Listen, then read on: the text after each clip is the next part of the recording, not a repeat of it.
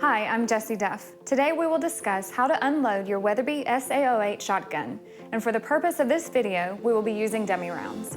Before starting, you will need to engage the safety and make sure the gun is pointed in a safe direction at all times. Keep your finger out of the trigger guard and away from the trigger at all times. To unload a shell from the chamber, pull the operating handle rearward to extract the shell. To unload the magazine, lock the carrier by pressing the carrier lock button located on the left side next to the trigger guard. Cycle the bolt to feed the next shell into the chamber. Pull the bolt handle rearward to extract the round. And press the carrier lock button again. Repeat prior steps until the magazine is empty and the bolt locks open.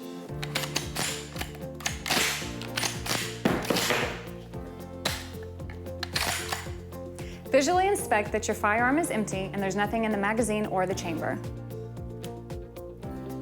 Please visit the FAQ section on weatherby.com for more assistance.